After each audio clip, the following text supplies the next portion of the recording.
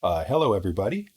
So what we're going to look at today is the end of section 3.1. Now, I think the best way to do this is as follows. So we've already had a few lectures on section 3.1.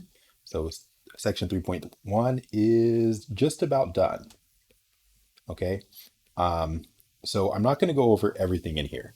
What I am going to do is I'm going to look at the homework and anything that I think we didn't cover in enough detail, I'm going to go over in this lecture. Okay. So that's what I'm doing. So let's get started. Okay. So just hitting the high points here. Section 3.1 functions. What is a function? So remember that a function is a relation, right? Uh, relation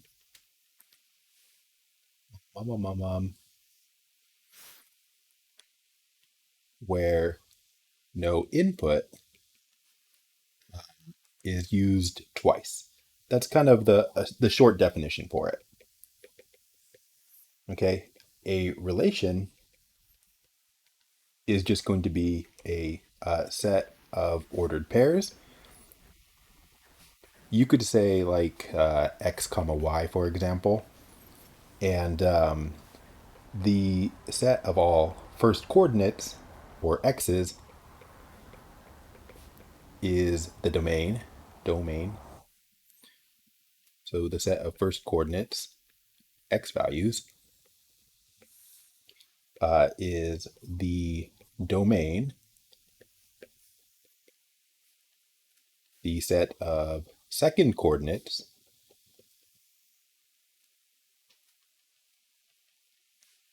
the y values is the range. Okay, so that's what they are. The homework starts out asking you what the difference between these are. And so you're going to have to know that what it is that a function requires that no input, which is the first coordinate of the relation, is used twice. So these are also called, the x value is called the input, and the y value there is called the output. Okay, so with that in mind, you should be able to answer the question about the difference between the function and a relation. So for example, here is a problem from the homework. So they say, which of these are y as a function of x? So which tables show y as a function of x? So we're just going to be using the definition of the function to do these. Just going to give you a couple here, not all four that are in the homework.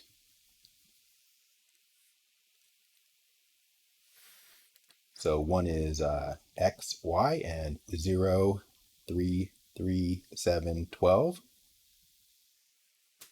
Negative 1, 1, 4, 8, 16.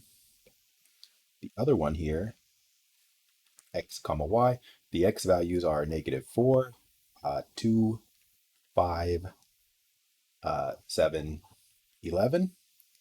And the y values will be 0, 3, 3, 8, 8. Okay, so those are just two different relations. Okay, and if you're looking to see if it is a function, y as a function of x, we know that the keyword function means no input has two different outputs. That means no input is repeated. So when I'm looking here, oops, when I'm looking here, I see negative 4, 2, 5, 7, 11. There are no repeats there, right? No repeats. That means it's a function. Y is a function of x. Okay.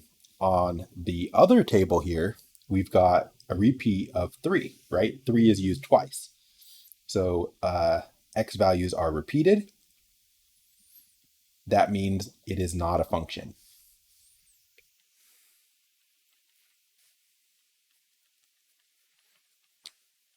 or y is not a function of x. Okay, so that's how you use that definition to tell if something is a function.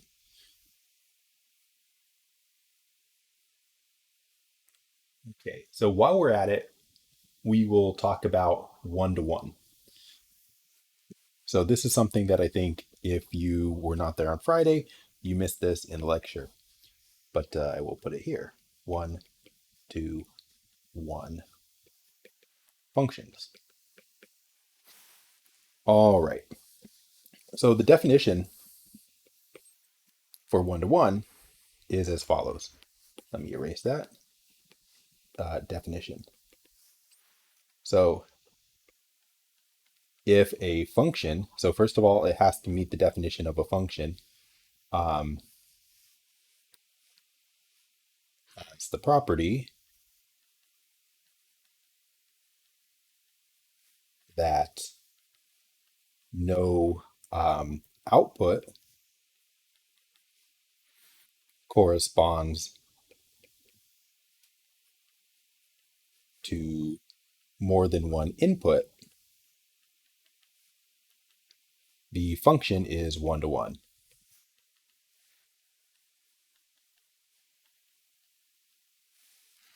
And so, from a practical standpoint, what that means is no y values or second inputs, or I said second inputs, no second number in the ordered pair.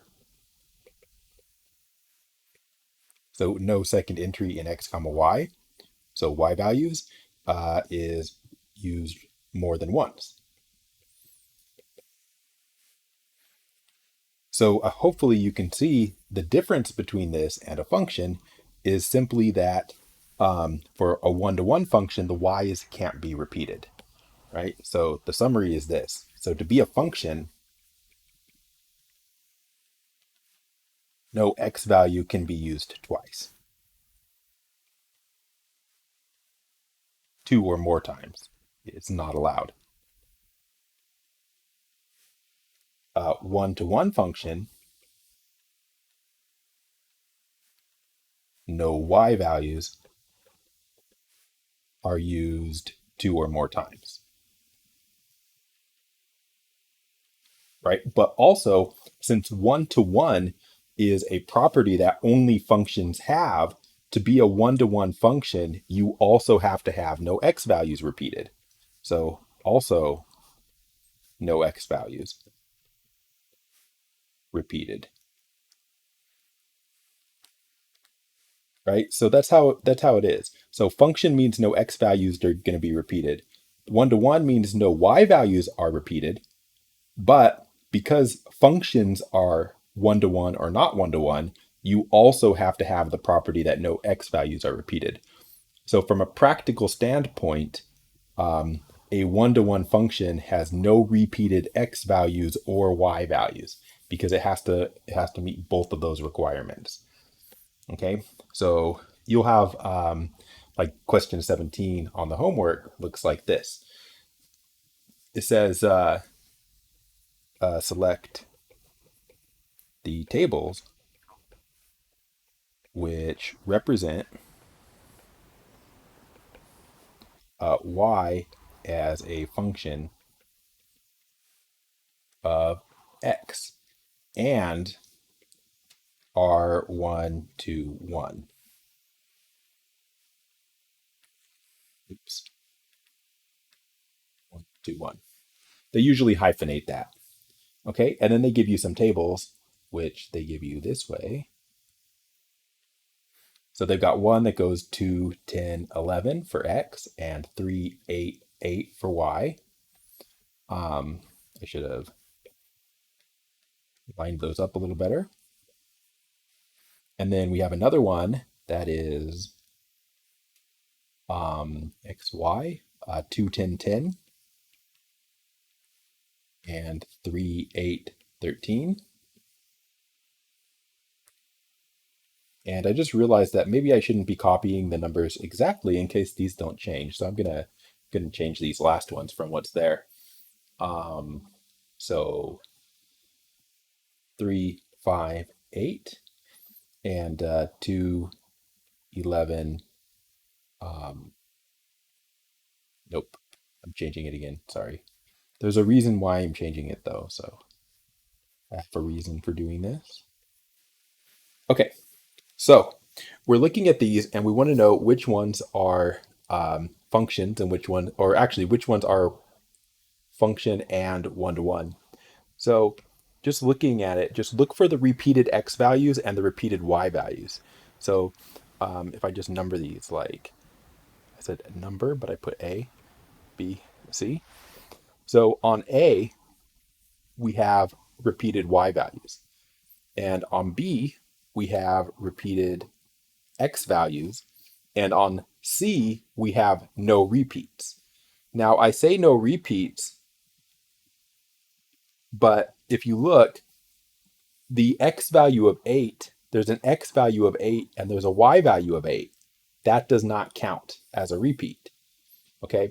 It's only repeated x values like this or repeated y values like this that are a problem.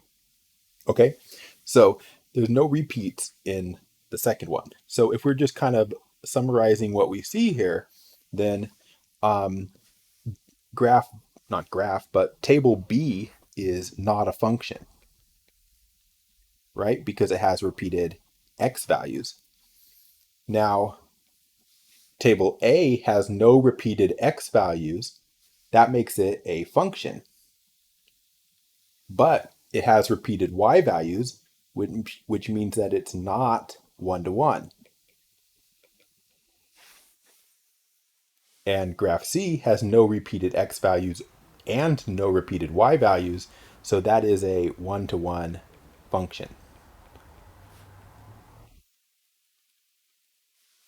right? So hopefully that made the difference between those clear.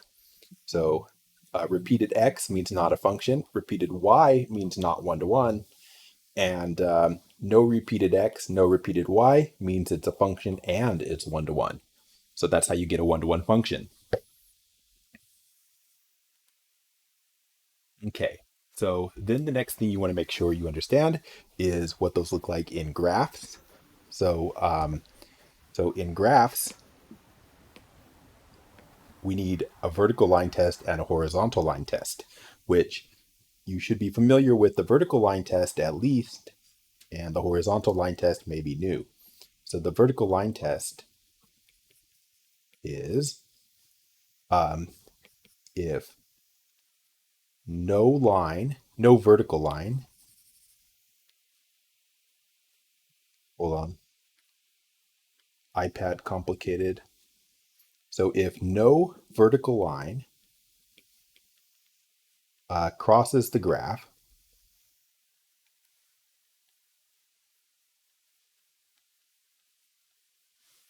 in two places, I should say, I said crosses, I want to change that to intersects.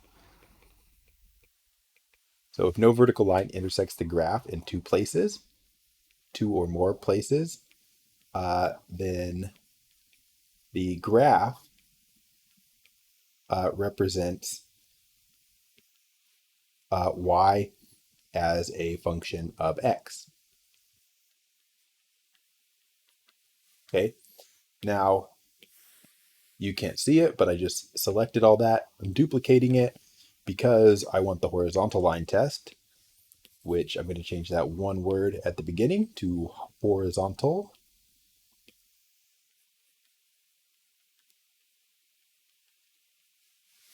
So the horizontal line test is if no horizontal line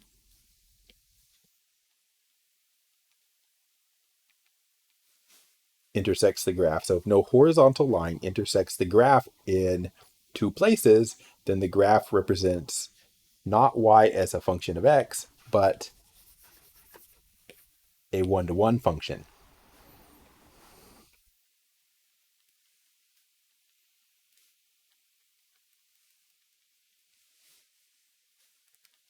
Okay, so we have a vertical test and a horizontal line test. So vertical and horizontal line tests.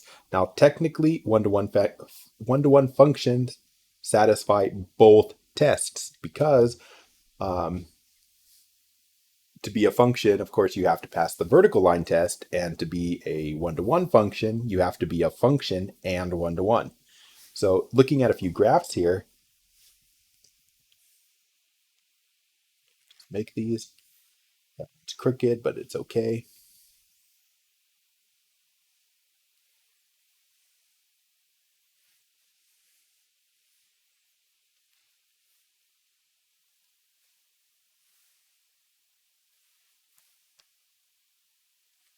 All right.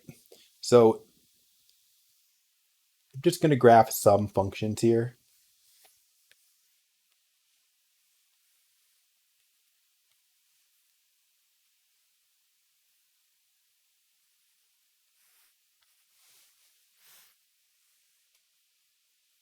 Oops. Oh, last one.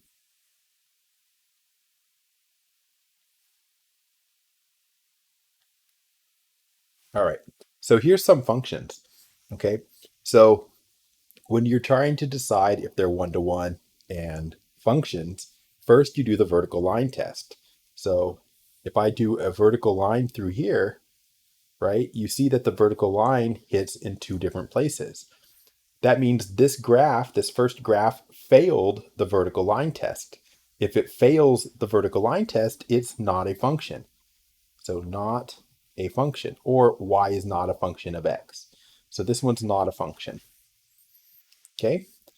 Now on the second graph, if you try to pass a vertical line through here, it only hits in one place, right?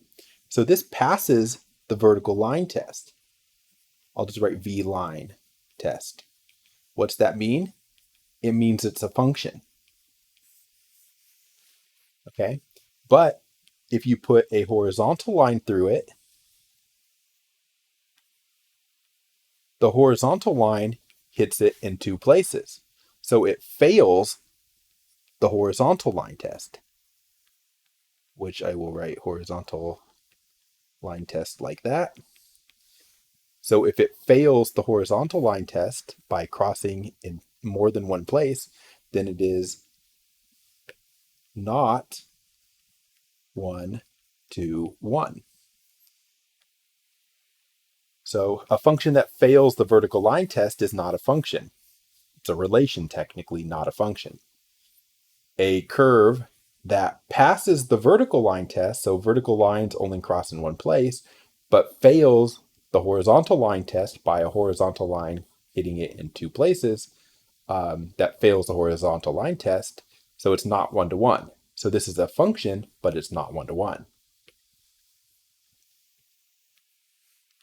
All right, going down here, this graph, if you put a vertical line through it, that's only going to hit in one place. And if you pass a horizontal line through it, that is also going to hit in only one place, right? And you can move this vertical line anywhere you want. It's still only going to hit in one place. And this horizontal line, you can move that anywhere you want, up and down. And the horizontal line is still only going to intersect the curve in a single place. So it passes both tests. So if it passes both tests, then that is going to be a one-to-one function. So this is going to passes the vertical line and the horizontal line tests. What's that mean? It is a one-to-one function. Okay. For our last curve, vertical lines are going to hit it in one spot, but horizontal lines, mostly horizontal lines, are going to hit it in two spots. So that clearly passes the vertical line test, but fails the horizontal line test. So passes vertical line test, fails horizontal line test. So function, but not one-to-one.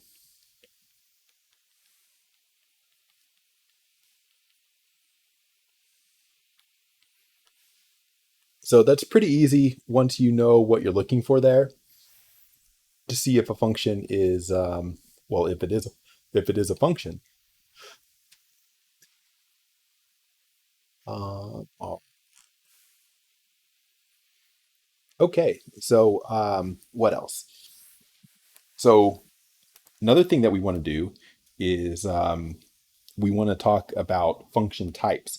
And this is actually pretty much the last thing that we need to talk about. I'm going to go over to the web browser. Hopefully that's showing up to you, for you. Let me just check OBS. Yes, it is. So if I go to the college algebra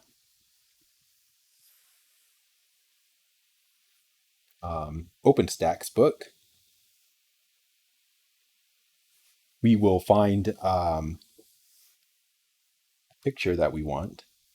Table of content, section 3.1.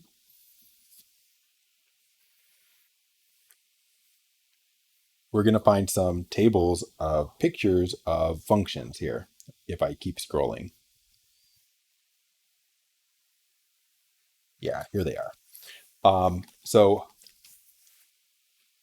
there's a separate set of notes that has these pictures in there. I recommend that you download the PDF for that, which I will link. Um, but we're going to graph a few of these, and then also I'm going to come back here and refer to these pictures just to show you the differences between them all. Okay, so let's go back to our notes here for now. So graphing functions or graphs of functions.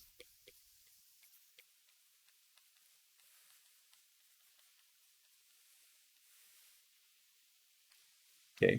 Um, Let me go back to the homework here, which you can't see. Actually, let me just go to the homework actually, and let's pull out a couple problems off of here. So here's a problem, right? So given the function 4x squared minus 8x plus 6, calculate the following values, right? Maybe I can do this. I don't know if I can. I'm going to try a thing.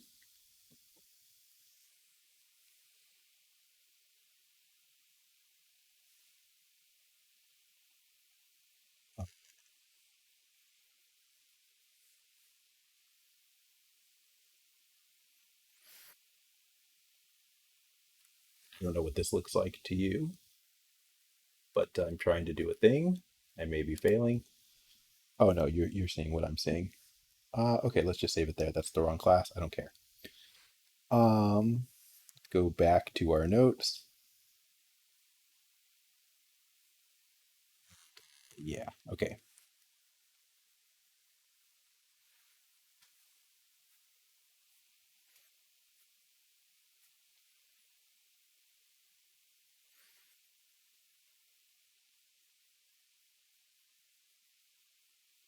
Hmm. All right. Well, that's troublesome. I will do it this way instead. Do that. Okay, that'll work. Okay. So let's just copy this problem over, I guess. So if I have an example um, given f of x equals 4x squared minus 8x plus 6, and I want to calculate all these values, calculate f of negative 2, f of negative 1, f of 0, f of 1, f of 2, then we could do that, right? Um, how we would do that is by plugging in the x values, right? When you're looking at this, we can see that here you have an x and an x and an x. Well, in that f of negative 2, this is your x value. X is negative 2, right? So in order to calculate f of negative 2, you would write out your formula for this function and you fill in all of the x's, this one and this one, with that negative 2. So what it would look like is 4 parentheses negative 2 squared minus 8 parentheses negative 2 plus 6, right? And you can work that out by hand, or you can work that out on a calculator. I'll work this one out by hand. So if I work it this one out by hand, I've got negative 2.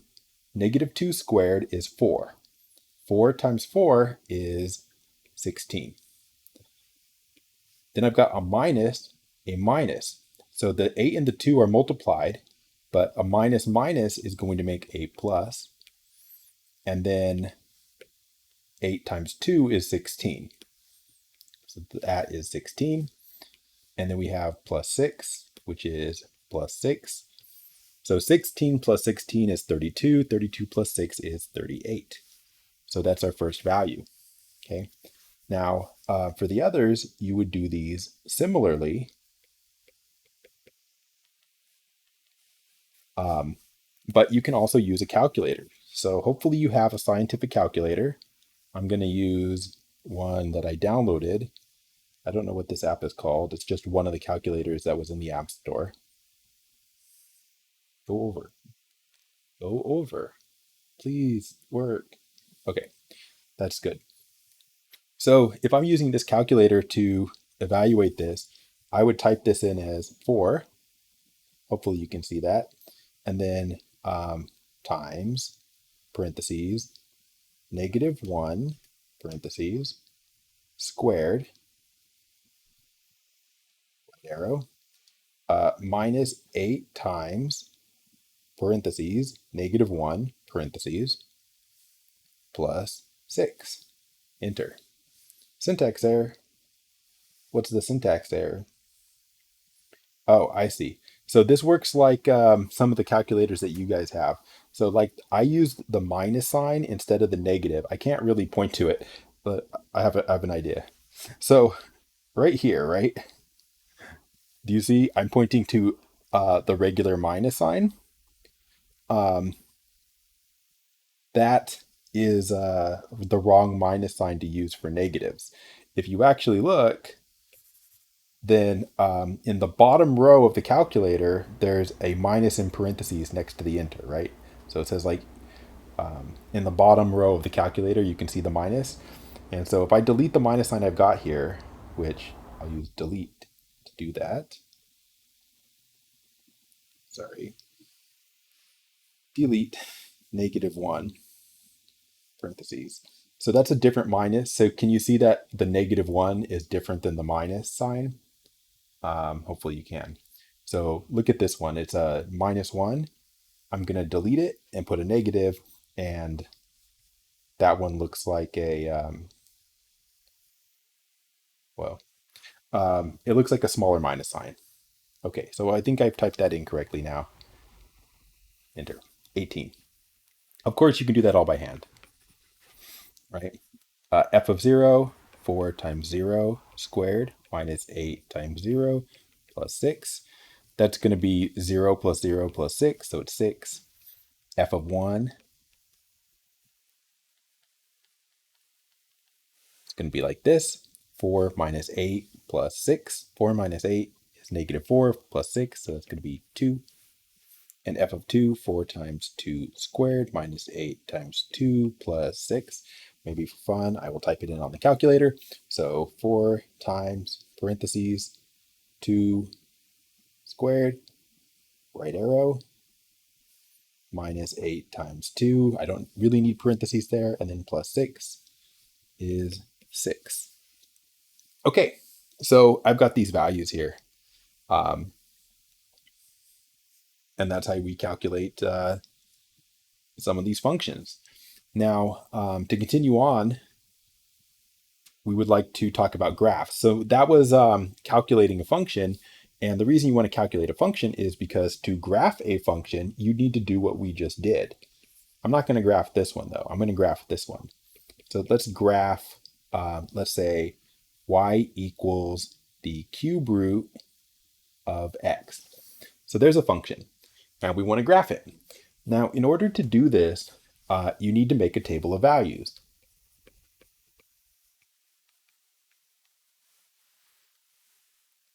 Now, your table of values is going to have x values and y values. Your y values you're going to get from your function. Now, your x values, you can pick whatever you want, but you need to use the ones that you're going to plot on your graph.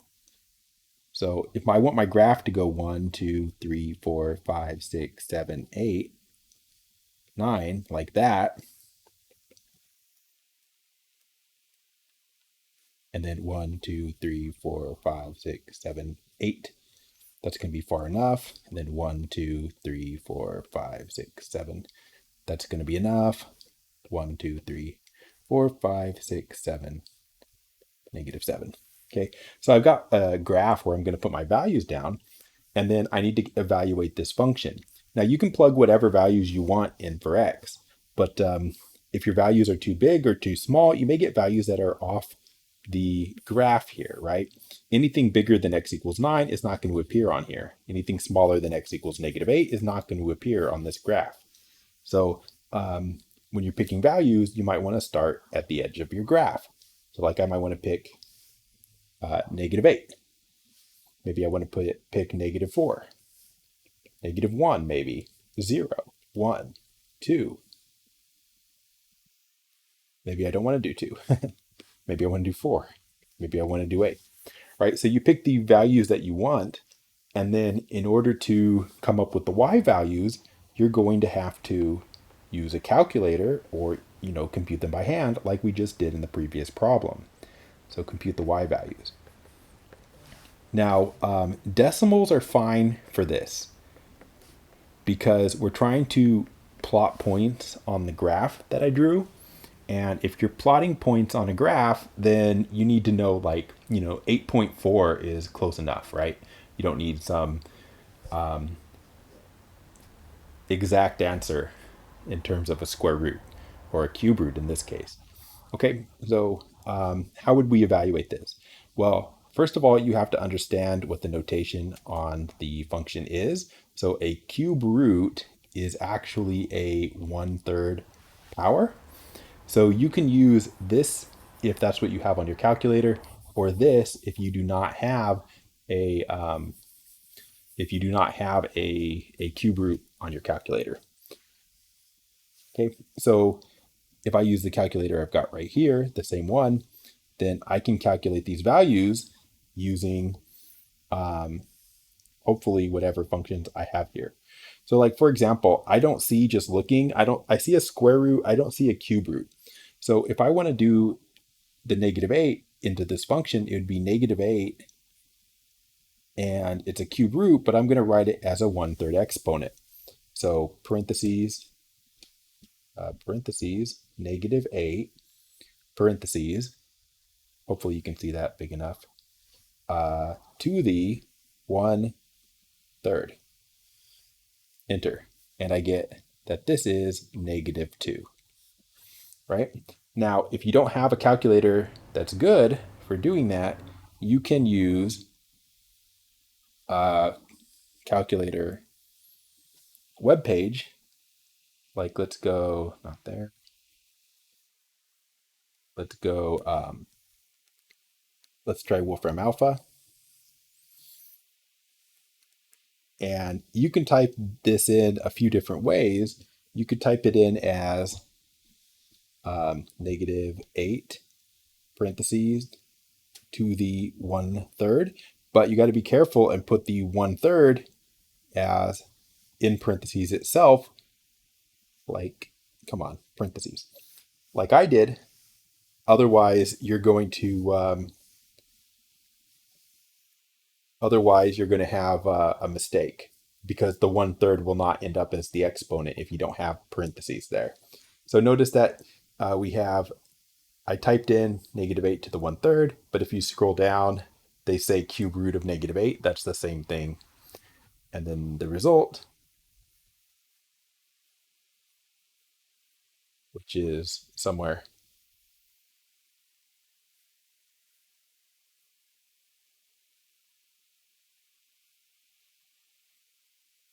Oh, they chose not to give me the best answer.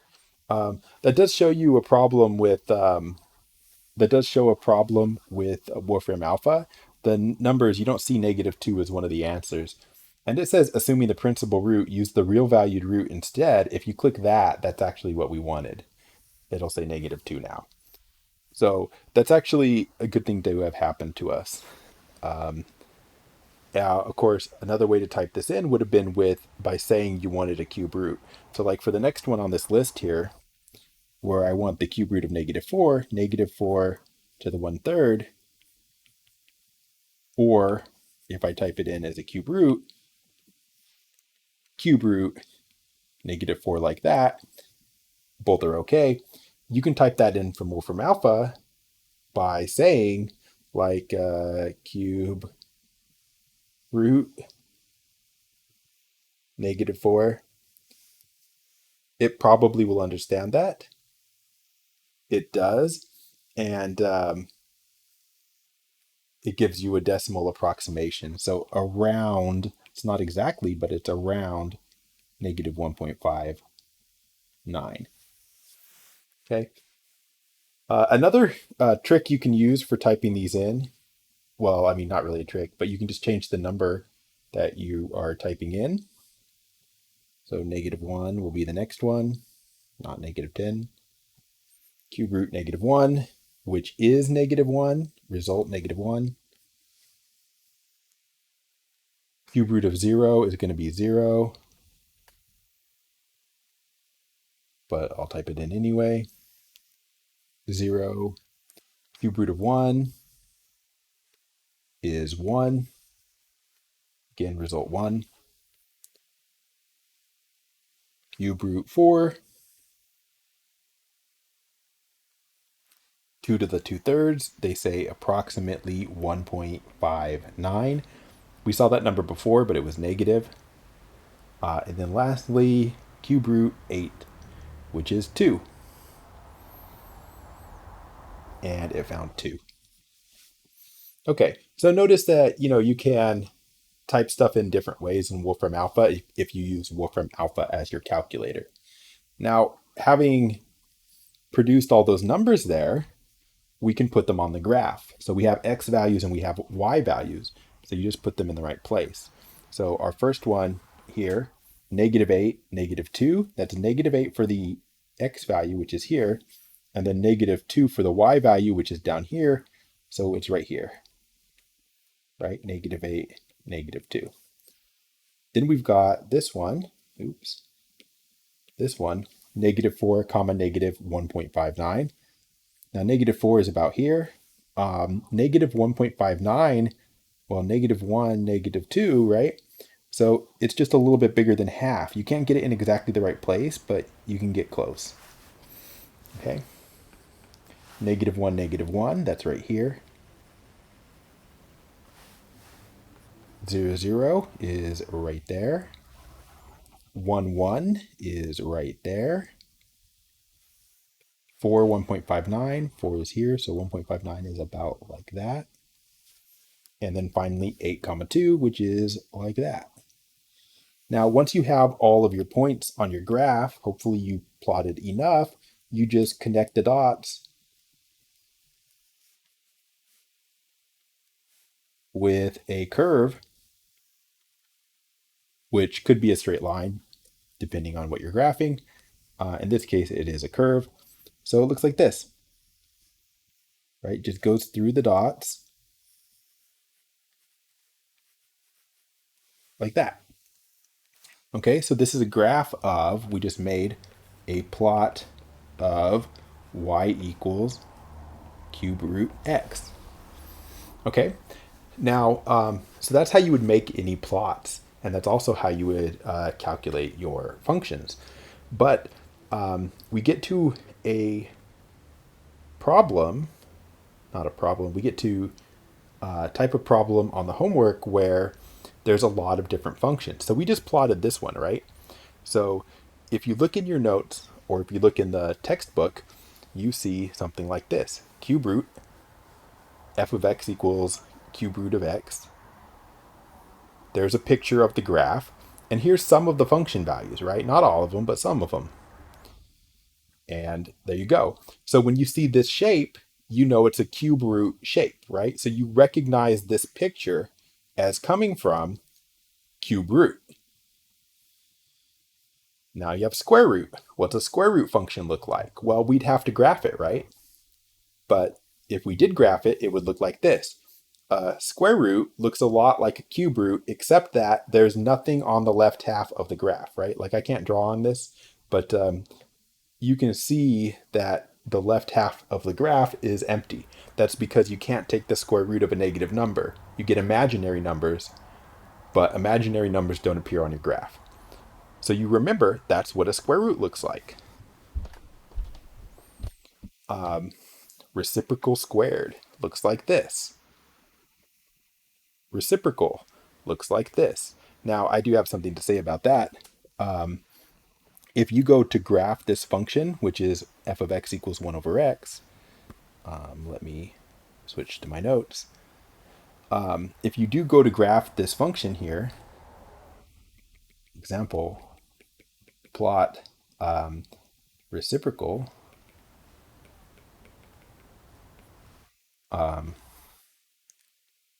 second,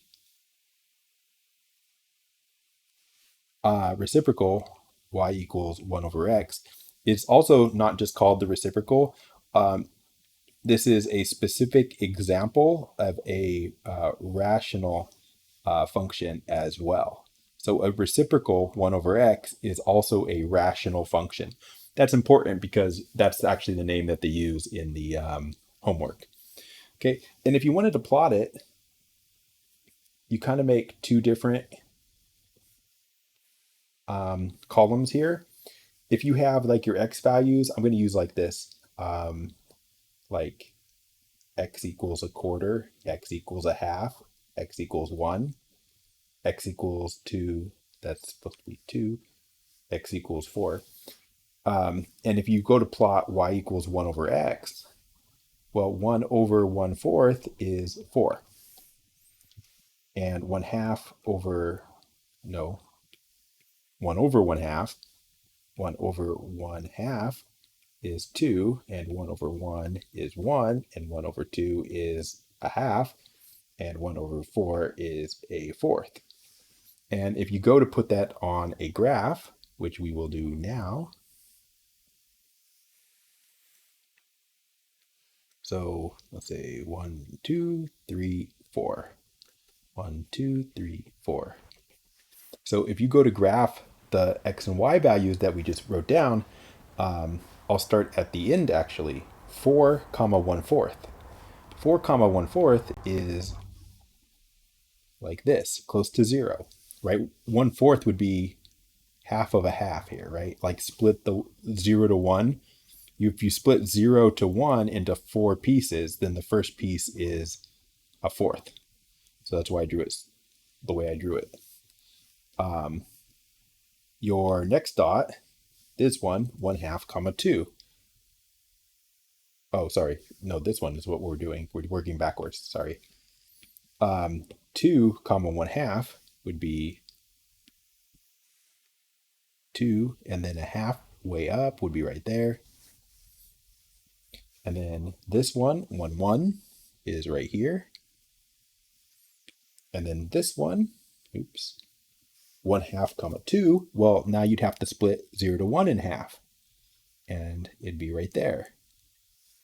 And the last one, 1/4 4, would be splitting the half in half, and it would be up here. So what you get actually is the graph looks like this.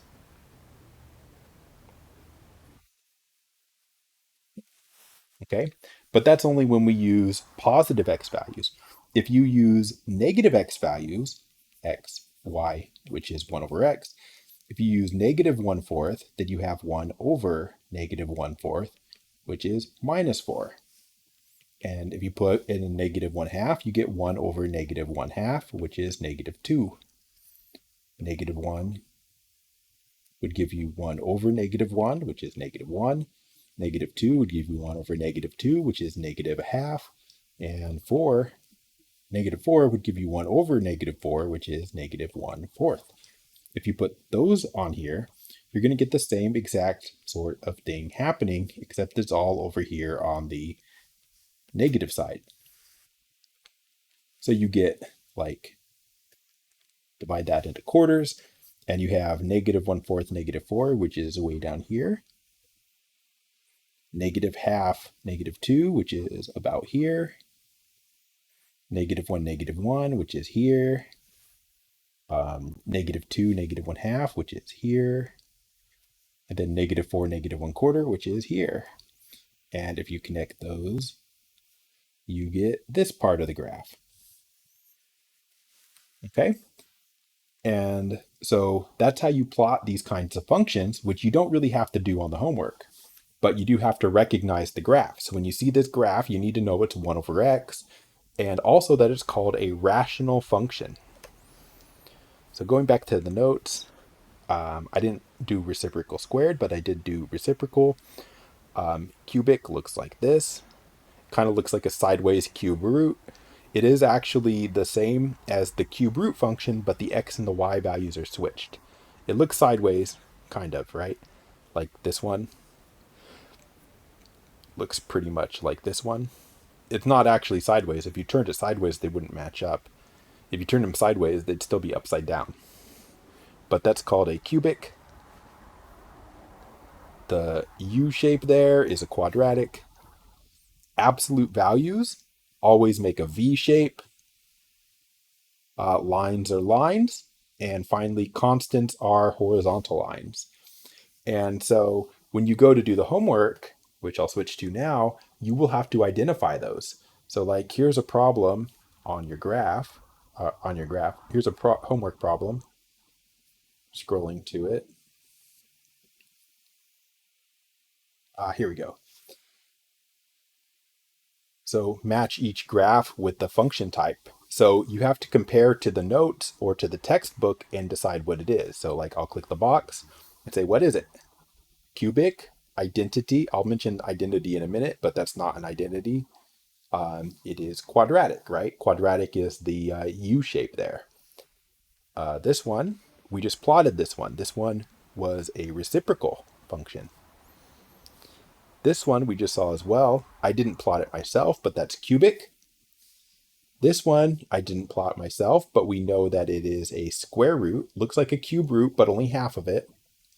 Bottom left, we've got a V shape. V shape is absolute value.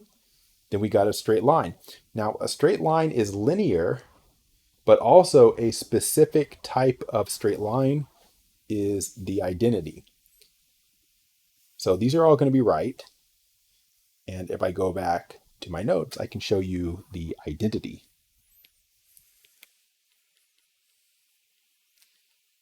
So the identity function is simply y equals x. So it's a line, but it's a very specific line, right?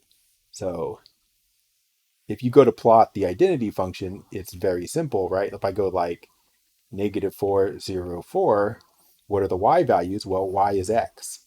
So negative 4, 0, 4. Now, why am I doing negative 4, 0, 4? Well, I know it's a straight line, so I don't need very many points. And 4 seems enough, right? 1, 2, 3, 4. 1, 2, 3, 4. So like 4 comma 4 is up here. 0 comma 0 is here. And then 1, 2, 3, 4. 1, 2, 3, 4. Negative 4, negative 4 is there. So if you connect the dots here, like that, that's the line y equals x, which they also called the identity function. Identity means the output is equal to the input. So it's just what they mean when they say that. So yeah, you got a little bit of those, one or two maybe. Here's another one, same thing. Oh, weird. I guess I already did this one. That's very strange. I didn't know I did this. Let's do get a similar one. Right. So if you do these, they should be straightforward. Like this first one is a line, linear.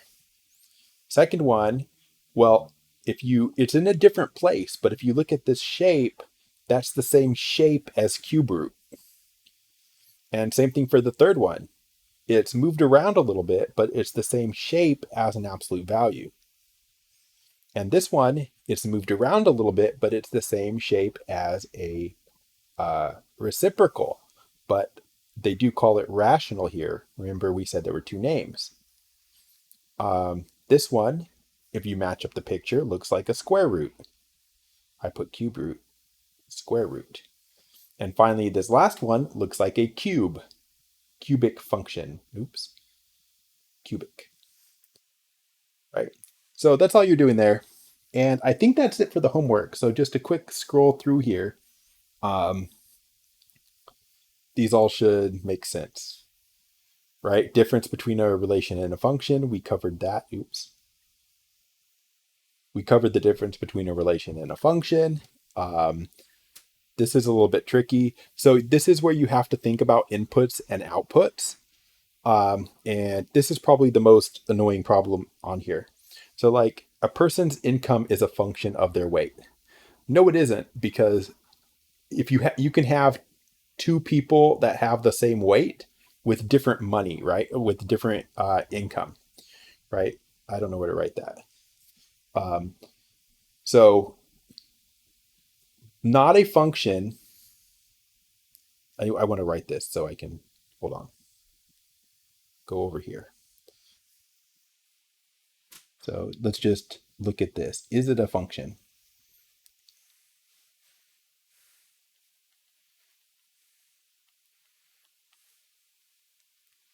So remember the key. The key is um, if one input could have two outputs, that means not a function.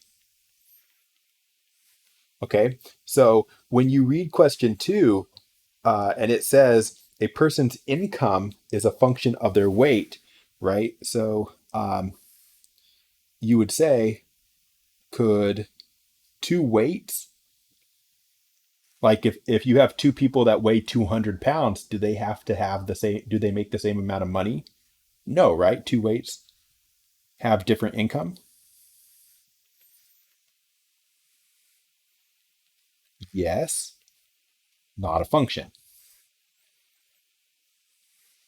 right? That's what they're doing here. I know that's the fourth one and I put it first. So that's not a function. What about this one? A town's yearly number of high school graduates as a function of the year. So could one year have different number of graduates? No. Different years have different number of graduates, right? Like 2020 has a different number of graduates than 2019, right? Like if you have a table like this, X, Y, you could have like 20, ugh, right? 2019, maybe you had like a school had 400 graduates. And then in 2020, I can't write years. I don't know why. 2020, 2020, 2020, they could have had, 412 graduates. And then in 2021, they could have like 405 graduates, right? Every year there's a different number, but there's not one year with two different numbers. So this is a function. Yes, function. Actually, the answer to the question I asked here is, could one year have different graduates? No. So it is a function, right? Um, what about the third one? Or this one? The number of miles driven as a function of the average rate of travel. Huh. Well, yeah, actually, I guess so, right? Um, you know that distance is rate times time. So if you have the same average rate, you put rate here, um, you put miles here actually, or distance here, right? If you do 30 miles per hour, then maybe you went 60 miles. And if you went 45 miles per hour, maybe you went 90 miles. Now, it says the number of miles driven is a function of the average rate of travel. It's also a function of time. So this might be yes or no, depending on what they meant. So maybe it's a function of the distance traveled is a function of the rate and the time, not just the rate. So I'm not sure about that one. Last one. The amount of revenue a pencil company makes as a function of how many pencils something. Probably that's a function. So these two are functions, and maybe that third one.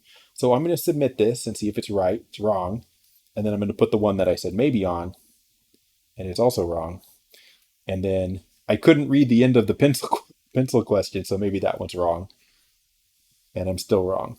Oh, wait. These were all wrong. I didn't even mark my own answers, right? This one's not a function for sure. This one's a function. Ugh. Okay, so this one's a function. This one might be a function depending on how it ends. And this one might be a function. Maybe. Okay. Yeah, sorry. I just pressed all the wrong buttons at the beginning. Um, so anyway, that one's tricky. But I got marked down. How did I get marked down? I have to change the settings, I guess. Okay. So anyway, enough of that. Wait, no, we were still looking at the homework. So that's like one of the hardest questions on here. I can't scroll. Oh, I can't scroll. Why can't I scroll? Reload, I guess.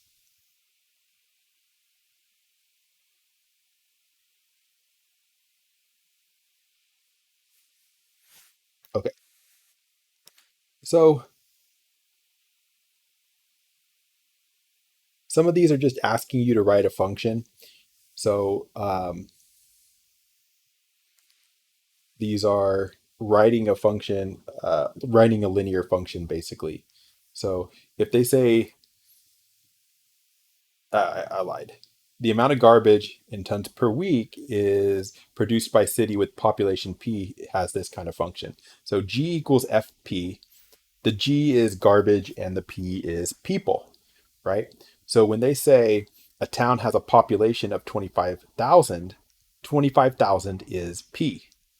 And they produce 13 tons of garbage, 13 tons of garbage. The 13 is garbage, right? So the 13 is G and the 25,000 is P.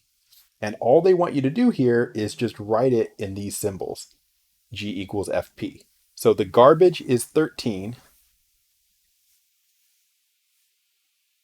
and the people, which it goes in there, is 25,000.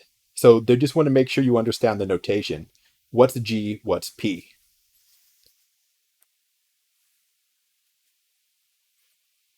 Did I not type it in the way they wanted it? Maybe they wanted it this way.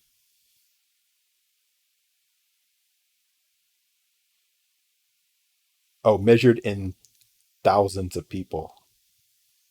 You had to type it in this way. It was 25,000 people, right? So you had to say F of 25. My keyboard, come on, just work, keyboard. Very frustrating right now. Once I type in something wrong, it won't let me type it in right or scroll or anything. All right, F of 25 equals 13. So we typed it in right, but it was 25,000. You type in 25. That's what it wanted. All right, same thing here. Um, you see here, they call the function D equals G of A. A is square feet, area.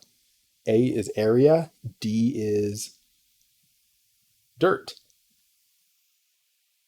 So express it in an equation again. So just get the D and the A in the right place. So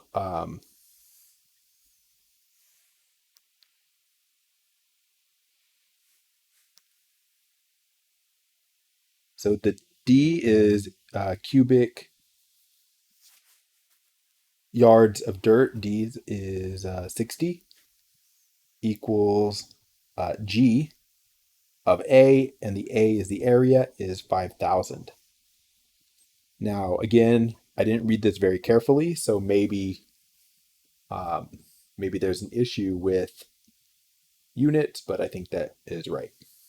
Okay, so again, they're just asking you to interpret function notation. You're not doing much. Okay, all the tables with functions of x, we talked about that. Calculating functions, we talked about that. Some functions are a little more complicated, like this. Just be careful how you type them in your calculator or whatever you're using to calculate it, right? Like if I want to do this first one, p of 3, and this is my function right here, I would,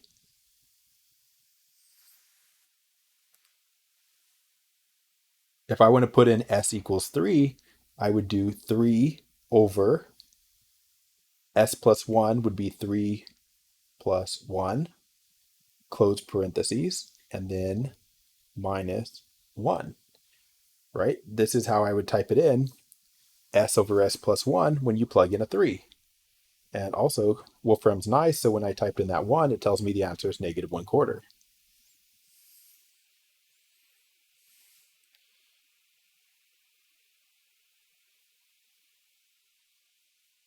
Then you want p of negative 3. So you'd have to come up here and change the both 3's to negative 3's.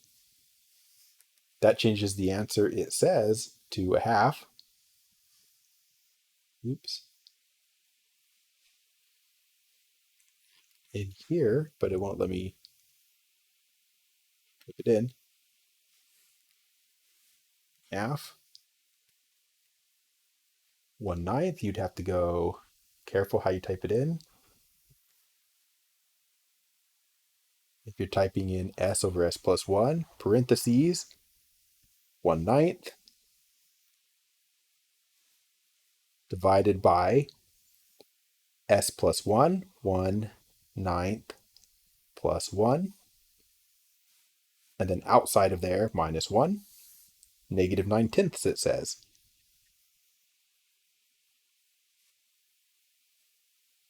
Right? And so on. So I guess I could do the last one since it's right there. It's negative 1/2. Hard to type in on a stupid iPad. Negative 1/2, parentheses, over negative 1/2 plus 1, close parentheses, minus 1, negative 2. Neighbors are screaming. All right, right. So they're not that complicated to do on a calculator or on Wolfram Alpha. Just type the whole thing in at once and use parentheses where appropriate. Um, these are easy to do. We did many of these on Tuesday, or not Tuesday, on Monday before last week. How would you do these? Estimate as close as possible the value of g of negative 1. So what that means is if they say estimate g of negative 1, g of negative 1, I'll just type in this box because it's here. What that's saying is x equals negative 1. What is the y value? That's what they're asking. So you would use this graph that we have here. You find x equals negative 1,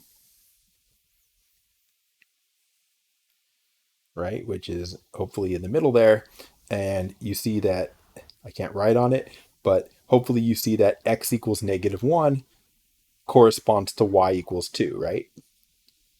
Goes right through y equals 2. And that's all they want, is you to say 2. So that's the type of questions that we've got here. Again, we did a lot of those on Monday. So I'm going to finish this up here. So anyway, I think that's it. We talked for a long time.